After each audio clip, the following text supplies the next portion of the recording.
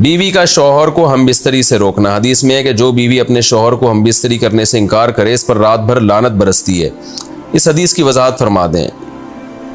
Knees अगर शौहर, ये थोड़ा हया के ख़िलाफ़ मसला है, शौहर कोई ऐसा तरीका इस्तेमाल करता है ना हम बिस्तरी का जिससे औलाद नहीं होती, तो क्या बीवी को इसे मना करना चाहिए या नहीं करना चाहिए? देखिए हदीस में आता है कि कोई औरत, कोई शौहर अपनी बीवी को रात को अपने बिस्तर की तरफ बुलाए, ये किनाया यानी हम बिस्तरी करना चाहता हो, औरत मना कर दे, फरिश्ते उस पर सारी रात लानत भेजते हैं। बिल्कुल सही हदीस है।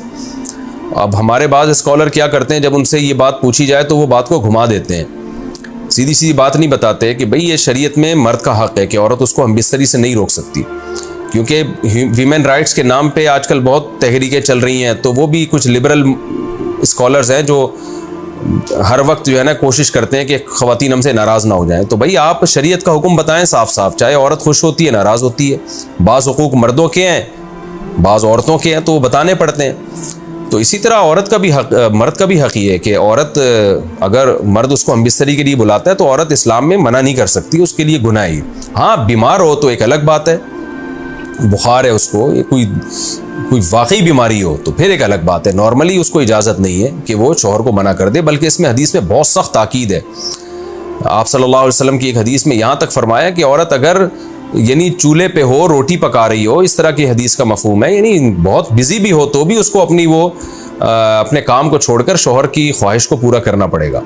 और ये नेचर के भी मुताबिक है, क्योंकि मर्द में जब ये सेक्स की ख्वाहिश पैदा होती है और उसको कुचला जाए तो मर्द बहुत ज़्यादा डिस्टर्ब होता है। ख़वातीन इसमें अपने आप को मर्दों जैसा समझती हैं, वो समझती हैं हमारा इसमें वही हक़ है जो मर्द का हक़ है। भाई अल्लाह ने दोनों की डिज़ायर्स में ज़मीन आसमान का फ़र्क रखा है, तो मर्द को बहुत ज़्यादा नुकसान होता है इससे, वो बहुत ज़्यादा मेंटली डिस्टर्ब होता है इससे, क्योंकि अल्लाह ने ये डिज़ायर्स औरत की निस्बत मर्द में बहुत ज़्यादा रखी है, थोड़ी ज़्यादा नहीं बहुत ज़्यादा रखी है। तो मेडिकली ये बात साबित हो चुकी है। तो दूसरा, एक तो मेंटली बहुत ज़्यादा डिस्टर्ब होता है वो, दूसरी बात ये कि फिर उसके गुनाह की तरफ तवज्जो जाएगी, वो हराम कामों की तरफ जाएगा। तो इसलिए औरत को इस बारे में मर्द का साथ देना चाहिए। यहाँ फ़ौरन बाज़ ख़वातीन ये सवाल पूछती हैं कि अच्छा अगर औरत के दिल में ख्वाहिश हो और मर्द वो ख्वाहिश पूरी ना करे तो क्या मर्द पे भी लानत होती है? तो उसका सीधा सीधा जवाब ये कि नहीं, मर्द पे लानत नहीं होती। उसकी वजह यह है, दो और दो चार की तरह मैं साफ बात करूँगा। वजह उसकी यह है कि औरत के लिए मर्द की इस ख्वाहिश को पूरा करने में औरत की कोई एनर्जी नहीं इस्तेमाल हो रही, जबकि अगर मर्द का मूड ना हो और औरत का मूड हो तो फिर मर्द अपने आप को प्रिपेयर नहीं कर सकता, इसके लिए बहुत तकल्लुफ़ करना पड़ेगा उसको। अखलाकी तौर पर तो ठीक है, मर्द को यही हुक्म दिया जाएगा कि ज़ौजा की ख्वाहिश को पूरा करे, लेकिन उस पर शरीयत ने लाजिम नहीं किया है, क्योंकि एक चीज़ मर्द के इख्तियार में नहीं है तो लाजिम कैसे हो सकती है? यानी एक आदमी का वो जहनी तौर पर तैयार ही नहीं है उसके लिए, तो मर्द के लिए तो जब तक जहनी तौर पे तैयार ना हो ये अमल कर नहीं सकता, जबकि औरत कर सकती है। तो एनर्जी जो इस्तेमाल होती है ना इसमें बहुत ज़्यादा, वो तो मर्द की एनर्जी यूज़ होती है।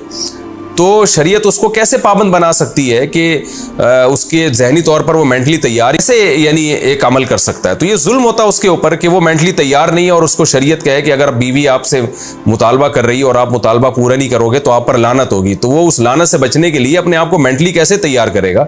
बाज़ दफ़ा तैयार कर लेता है, बाज़ दफ़ा नहीं हो पाता। इसका तो दिमाग से बहुत गहरा ताल्लुक है।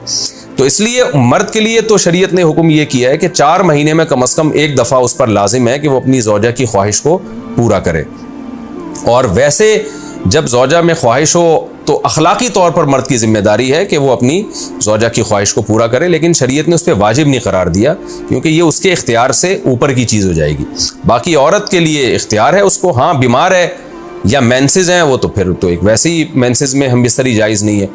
बाकी रहा ये मसला कि ख़वातीन फिर ये कहती हैं कि इस्लाम ने तो फिर मर्दों को बहुत ज़्यादा हुकूक दे दिए, तो ऐसा नहीं है। अगर ये हक़ इस्लाम ने मर्द को दिया है तो बहुत सारे हुकूक औरत को भी तो दिए है ना, बहुत सारे औरत को भी तो हुकूक दिए कि जो खुद पहनते हो, जैसा मयारी लिबास खुद पहनते हो अपनी बीवी को भी वैसे ही मयारी लिबास पहनाओ, जैसा मयारी खाना खुद खाते हो हदीस में आता है वैसा मयारी खाना बीवी को भी खिलाओ। तो ये भी तो औरत को भी तो हुकूक दिए हैं। हमारी ख़वातीन जिस वेस्टर्न कल्चर को फॉलो कर रही हैं उस कल्चर में तो ये है कि औरत शौहर को हमबिस्तरी से रोक सकती है, शौहर बीवी को भी रोक सकता है, यानी शौहर भी मना कर सकता है, औरत भी मना कर सकती है। वहाँ दोनों के हुकूक सेम है, लेकिन फिर वो इतने सेम है कि फिर वहाँ मर्द के ज़िम्मे शौहर का औरत के ज़िम्मे यानी मर्द के ज़िम्मे औरत का नान नफ़क़ा भी नहीं है।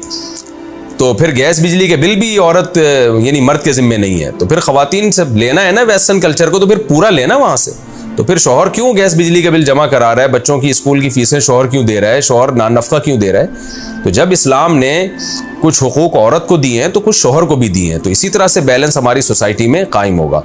तो इसलिए ख़वातीन को ये नहीं करना चाहिए, क्योंकि बहुत सी ऐसी शिकायतें आती हैं जिसमें मर्द बहुत ज़्यादा डिस्टर्ब होता है, फिर वो उनकी लड़ाइयाँ होती हैं, तलाक़ें होती हैं।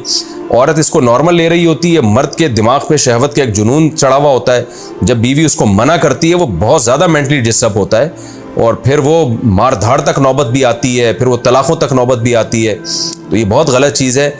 हमारे नबी सल्लल्लाहु अलैहि वसल्लम ने जब औरत को हुक्म दिया है कि मर्द की ख्वाहिश को, अपने शौहर की ख्वाहिश को पूरा करे, तो इसी में खैर है।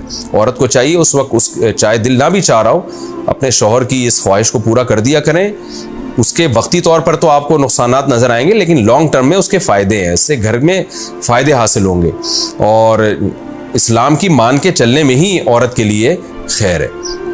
रहा ये मसला कि शौहर अगर कोई ऐसा तरीका इख्तियार करता है हमबिस्तरी का जिसमें वो औलाद को रोकता है, तो इसमें यह ज़रूरी है कि बीवी की परमिशन हो। वो औरत की परमिशन के बगैर ये काम नहीं कर सकता।